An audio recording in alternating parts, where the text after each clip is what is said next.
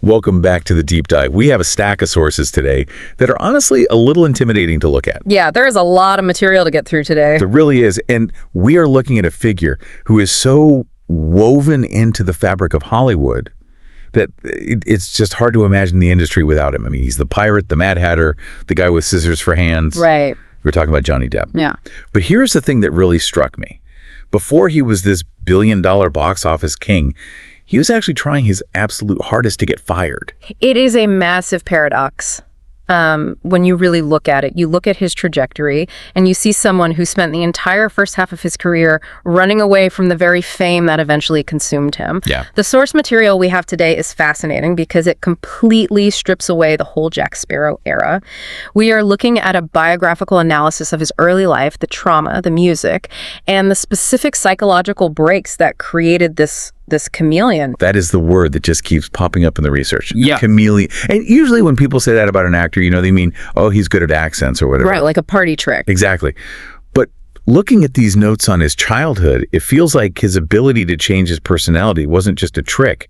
It looks way more like a survival mechanism. Precisely.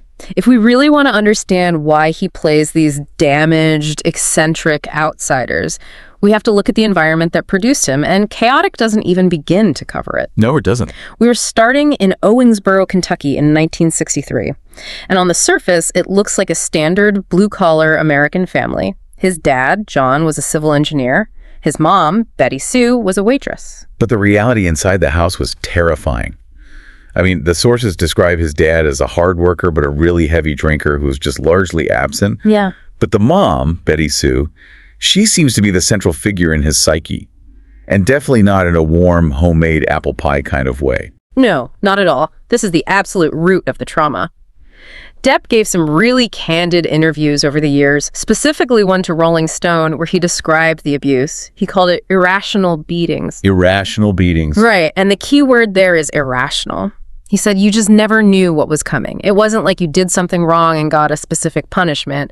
You could just be walking through the living room and get hit with an ashtray, or a telephone, or just whatever she happened to have in her hand. That unpredictability is the worst part, I think, because you can't game plan for it. You can't just decide to be good to avoid getting hit. That is the main psychological takeaway from the sources. It creates this permanent state of hypervigilance in a child. He had to learn to read the room instantly. Yeah. He had to gauge his mother's mood just by the micro expressions on her face or the exact way she walked through the front door. And if you think about it, that is the foundational skill of a great character actor. Reading people, sensing the energy shift. Exactly. He was training for his career completely unknowingly just by trying to avoid getting a phone thrown at his head. And yet there is this totally confusing layer of love there. Yeah. Because he has this specific memory that really stuck with me in the reading. Betty Sue would come home from a double shift at the diner, and her feet would be swollen, and she would sit down to count her tips, all these little nickels and dimes. Yeah, I remember that part. And Johnny, this little kid, would sit there on the floor and just rub her feet. It is a really heartbreaking image, especially because at her funeral, he actually called her maybe the meanest human being I have ever met in my life. Wow. But he also worshipped her. That duality, the fact that the person who hurts you the most is also the person you are actively nurturing, is something you see echoed in almost all his early characters. They are damaged, they are volatile, but they have this deep, deep vulnerability.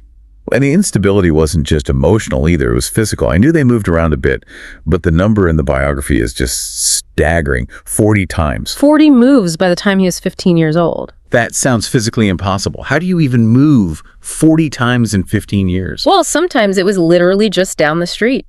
Depp claimed his parents just didn't like cleaning up. So when the house got too messy or maybe the rent was due, they would literally just pack up their stuff and go to the next cheap rental house.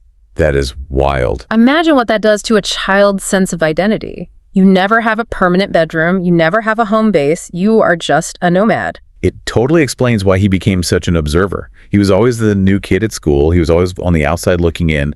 And when you don't have a safe physical space, you have to find a mental escape. Exactly. And for Depp, it seems like that escape came in two forms: music and drugs. And the drug use started terrifyingly early. We are talking about age 12. He mentioned starting with cigarettes and alcohol, but by the time he was a teenager, he said he had tried every drug known to man. Cocaine, LSD, various pills. There is a very telling anecdote where he recalls taking one of his mother's nerve pills. Yeah, this part gave me chills. He took the pill, and he said for the first time, the noise in his head just stopped. He said he realized, oh, this is how you soothe the pain. That distinction is so vital for you as a listener to understand. He wasn't partying to have a good time like the other high school kids. He was medicating severe trauma. He was trying to numb that hypervigilance we just talked about. But you mentioned music earlier, and that was the constructive side of the coin. The $25 guitar. Right. A year's worth of savings for his mom, probably. She bought him this super cheap electric guitar when he was 12, and he effectively locked himself in his bedroom for a year. Just teaching himself to play by listening to records. And this is where the Johnny Depp persona really starts to construct itself. He didn't want to be a jock. He wanted to be a rock star. And he started dressing the part, which in 1970s Florida must have looked completely insane. He admitted he was raiding his mom's closet because he couldn't afford cool clothes. He was wearing her crushed velvet shirts with the French cut sleeves and her bell bottoms. He wanted platform shoes so he could look like Kiss or Alice Cooper, but he just had his mom's waitress wardrobe to work with. But it worked. It set him apart. It was really his first costume. Exactly. So he drops out of high school to pursue this rock dream full time. And the story goes that he actually went back to the principal a couple of weeks later to try and undrop out. And the principal told him to follow his dream. Which is terrible advice from an educator, strictly speaking. Terribly irresponsible. But I guess it worked out for him.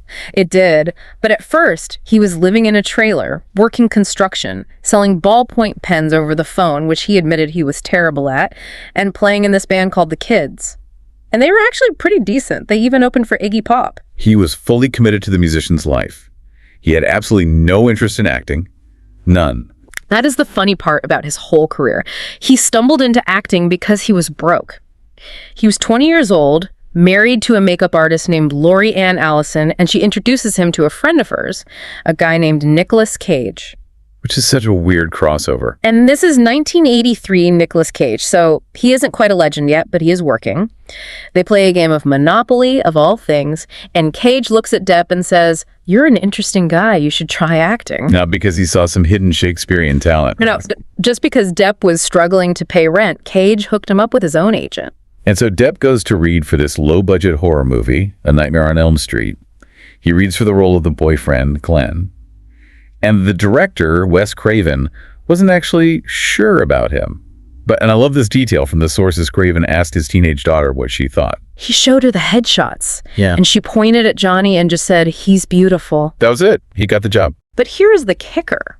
For his whole early career, he took the role purely to fund the band. He literally thought, I will do this horror flick, make a few bucks, and buy better amps. He really didn't take it seriously as a career path at all. He even did a raunchy teen comedy called Private Resort, where he had to do a nude scene, literally just for the paycheck.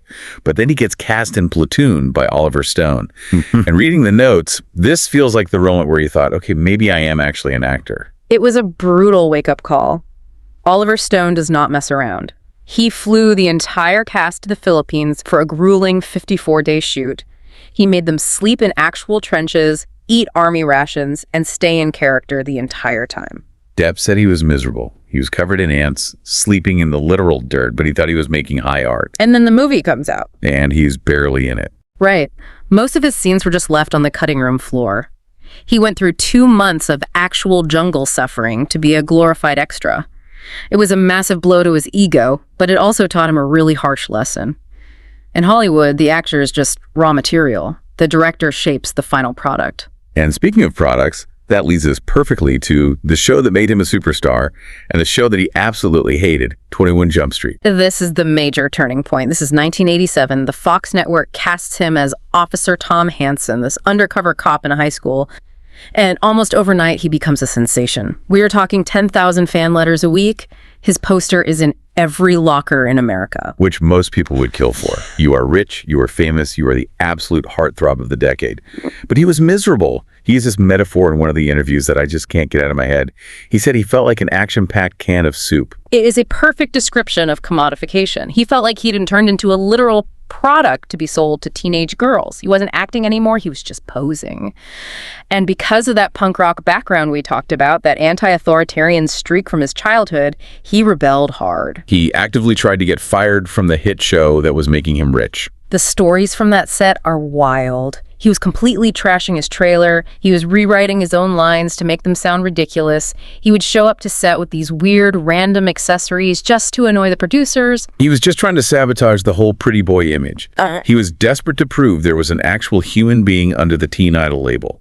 He said he felt like he was crammed down the throats of America, and he wanted to be vomited back up. Lovely imagery there. Very visceral. But it explains the entire rest of his career. Because as soon as he finally got out of that TV contract, he ran as far away from Tom Hansen as humanly possible. He goes and does Crybaby with John Waters, which is a literal parody of a teen idol. And then he finds the Holy Grail. He meets Tim Burton. The Tim Burton connection is arguably the most important relationship of his professional life. Burton was casting Edward Scissorhands at the time, and the studio, of course, wanted a massive star. They wanted Tom Cruise. They wanted Tom Hanks. I cannot for the life of me picture Tom Cruise as Edward Scissorhands. Can you imagine him at the dinner table asking about the nutritional value of the cookie dough? Well, the funny story there is that Tom Cruise actually asked questions exactly like that. He asked the producers, how does Edward go to the bathroom? He was way too logical about it. He completely missed the dark poetry of the script. Yeah. But Depp read the script and reportedly cried. He understood immediately that Edward was an outsider who desperately wanted to connect with people but literally couldn't without hurting them. It resonated so deeply with his own childhood isolation. And when he finally met Burton, they just clicked instantly. Two guys who were generally seen as weirdos by mainstream society. Burton said he saw a wounded quality in Johnny's eyes right away. And that is what the entire performance is built on. I mean, Depp only speaks 169 words in that entire film. Which is less than a paragraph. It is nothing. He had to convey love and fear and deep tragedy entirely through his facial expressions. It was essentially a silent film performance in 1990. And it proved to all the critics that this guy wasn't just a can of soup, he was a deeply serious artist. And right in the middle of this huge artistic awakening, his personal life just goes supernova. He meets Winona Ryder. The Winona Forever era. This was basically the 1990s equivalent of a royal wedding. He describes meeting her at a movie premiere like a scene out of West Side Story. He said the rest of the room just blurred out and it was only her. It was intensely romantic, but also intensely volatile. I mean, they were engaged after only 5 months. They were very young. She was only 16 when they met. He was 26. And the media scrutiny was just relentless. It was really the first time Depp had to deal with the paparazzi actively hunting him as part of a high-profile couple. And in true Johnny Depp fashion, he wore his heart on his sleeve, quite literally. He got the Winona Forever tattoo on his right arm. Which became instantly infamous. Because when they eventually broke up, which Burton said absolutely shattered Johnny, he didn't just get it lasered off. He altered it. 2-1-0 forever. It's a joke, but it's a really dark joke. Burton actually noted that after the Winona breakup, Johnny just wasn't the same. He was much more guarded, a bit harder. The innocence of that Scissorhands era was just gone. And that hardness really leads us straight into the darker side of the 90s for him, the Viper Room years. In 1993, Depp opens this club on the Sunset Strip. He wanted it to be a cool, grungy, rock and roll hangout, a safe place for his friends to play music, but it quickly became a magnet for extreme excess. And tragedy. We have to talk about Halloween night, 1993, River Phoenix. It is a massive, pivotal moment. River Phoenix was actually supposed to play on stage with Depp's band that night. Instead, he collapsed on the sidewalk right outside the club from an overdose and died. Depp was inside playing his set when it happened. And the media immediately descended on the club. They accused Depp of running a drug den, and they essentially blamed him for the entire culture that killed Phoenix. It was an absolute nightmare for him. It really seems like that dark cloud hung over him for a long time. But in his work, he just kept getting weirder and more experimental. He does What's Eating Gilbert Grape, where he works with a very young Leonardo DiCaprio. Yeah. And honestly, the dynamic there is kind of hilarious in retrospect. It is. Depp was in a really dark place mentally during that shoot. He openly admits he was drinking heavily. And here comes 19-year-old Leo, just full of boundless energy, constantly talking about video games, and desperately wanting to bond with his cool, older co-star. Depp admitted he actively tortured him. Leo would ask for a drag of his cigarette, and Johnny would just be like, "No, I will not give you a drag of my cigarette while you hide from your mother again, Leo." It is funny, but it really shows Depp's mindset at the time. He was trying so hard to be this brooding, serious artist, and he had absolutely zero patience for Leo's youthful enthusiasm. Though, of course, Leo acted circles around almost everyone in that movie, which probably didn't help Depp's mood at all. Probably not. But then we get to Ed Wood. He plays the worst director ever, working with Martin Landau. And again, he leans into the physical transformation, the special dentures for the smile. Right. He loved the props. He loved finding the character from the outside in. And if Leo was the annoying little brother on set, Hunter S. Thompson became the ultimate mentor, the godfather of gonzo journalism. For listeners who might not know, Hunter S. Thompson created gonzo journalism. It is this idea that the reporter isn't objective at all, but is actually a central part of the story, usually fueled by massive amounts of drugs, alcohol, and firearms, and Depp was completely obsessed with him.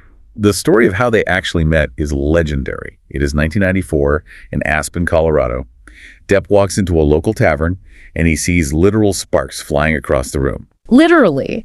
Thompson was clearing a path through the crowded bar with a cattle prod, a taser gun. People were jumping out of the way, screaming. And Thompson just parts the Red Sea, walks right up to Depp, and introduces himself. That is a friendship origin story you just cannot make up. And Depp didn't just play him in the movie Fear and Loathing in Las Vegas. He pretty much became him. He moved into Thompson's basement. He studied him like a scientific specimen. He noted the exact way he smoked, the specific way he mumbled his words. He even stole his clothes. Again, with stealing the clothes. They bonded so deeply over this shared appreciation for the absurd and the rebellious. Years later, when Thompson committed suicide, Depp spent millions of dollars to fulfill Thompson's final wish. The cannon. Yes, shooting his ashes out of a cannon mounted on a 150-foot tower. I mean, that is loyalty. And it brings us to the other incredibly chaotic relationship of the 90s. Kate Moss. The press literally called it the cocaine romance. They were the ultimate. A couple of the decade, but they were highly destructive together. They were constantly traveling, constantly partying. There is the famous incident at the Mark Hotel in New York.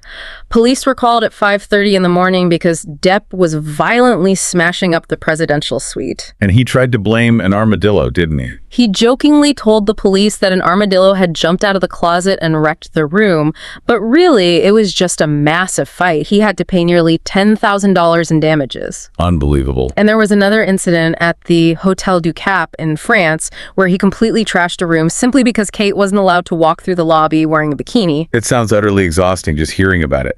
But there was also this wild, extravagant romance amidst all the chaos. I read a story about him hiding a diamond necklace for her. Well, hiding it in a very specific place to surprise her. Yes, he reportedly hid a diamond necklace between his buttocks. He told her, "I have something for you, but you have to come get it." I mean, points for creativity, I guess. But eventually he realized he just couldn't keep living his life like that. He actually took full blame for the breakup with Moss. He said he was just way too difficult to be around, and he prioritized his work over her. That level of self-awareness is really what saved him from going over the edge. He was approaching his late 30s. He had the critical respect. He had the fame. But his personal life was a total mess. And then, in 1998, he walks into a hotel lobby in Paris while filming The Ninth Gate. The boom moment. He sees a woman from behind just her back and her neck from across the room. She turns around, and it's Vanessa Paradis, the French singer and actress. He said in that exact instant, his life as a single man was just over. And this really was the massive shift the sources point to. They had a daughter, Lily Rose, almost immediately. And the change in his behavior was drastic. He completely stopped the hard partying. He stopped the hotel trashing. He said that holding his daughter for the first time was the first totally selfless moment of his entire life. For a guy who had been the chaotic center of his own universe for 20 years, that is a massive psychological shift. He finally had the safe home base he never had as a kid. I found his parenting philosophy really interesting in the notes, especially given his own past. He was very open with Lily Rose. There is a quote where he talks about the advice he gave her regarding drugs when she was about 13 years old. It is definitely controversial, but very honest. He told her, "If you are at a party and someone hands you a joint, take it and pass it to the next person. Don't smoke it. You don't know what's in it. You don't know who touched it." He said, "If you want to experiment, you come to me. I will get it. We will do it here, where you are safe. I will be the safety net." It goes right back to his own childhood where he had absolutely no safety net. He wanted to be the exact opposite of his own parents. Exactly. He wanted to remove all the unpredictability from her life. So, As we head into the early 2000s, Johnny Depp is a fundamentally different man.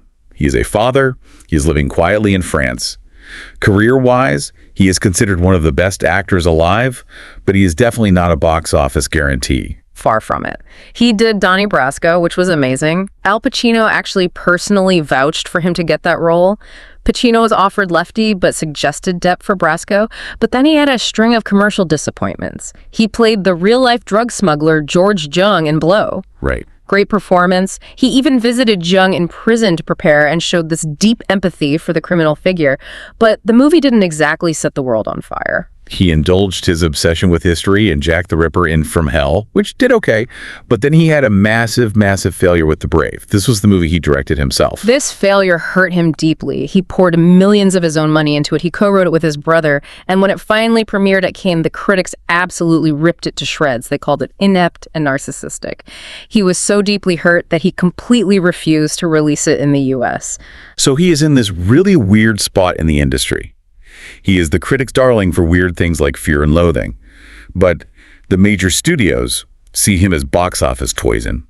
He's the guy you hire for the weird art film, not the huge summer blockbuster. He was the undisputed king of the cult classics. But nobody was looking at Johnny Depp and thinking, action hero. And that is what makes the next step in his journey so completely insane. Disney comes calling. They have a theme park ride. They want to make a movie out of it. And they hire the guy who snorted fake cocaine and blow and hung out with Hunter S. Thompson to be their lead. It was a huge gamble that really shouldn't have worked. But this brings us perfectly full circle. Remember the childhood, the volatility, the constant reading of the room. The chameleon. Exactly. Depp took that Disney script, saw a totally generic pirate character, and decided to do something completely left field. He channeled Keith Richards from the Rolling Stones. He channeled the cartoon skunk, Pepe Le Pew. The studio executives were absolutely terrified. They thought he was actively ruining the movie. They were asking, is he drunk? Is he gay? But he stuck to his guns. He told them, if you don't like it, fire me. The exact same way he tried to get fired from 21 Jump Street. But this time, he wasn't rebelling against the art. He was fighting for it. And because he had spent a literal lifetime adapting, hiding, and creating these elaborate masks to protect himself, he created a character that was pure armor. Jack Sparrow is the ultimate trickster, and the entire world fell in love with him. It is a really powerful thought to leave you all with today. You really have to wonder, if he hadn't had that severely traumatic childhood in Kentucky, if he hadn't had to dodge flying ashtrays and move 40 different times, would he have ever developed the unique plastic ability to transform into these characters? I really don't think so. Comfort rarely creates that kind of eccentric genius. The volatility created the versatility. He had to be a chameleon to survive his mother, and eventually he used that exact same skill to conquer Hollywood. From the action-packed can of soup to the most famous pirate in the world, it has been a genuinely wild ride unpacking the man behind the eyeliner today. Thanks for guiding us through the chaos. A pleasure as always. And thank you for listening. Keep those suggestions coming, and we will see you on the next deep dive.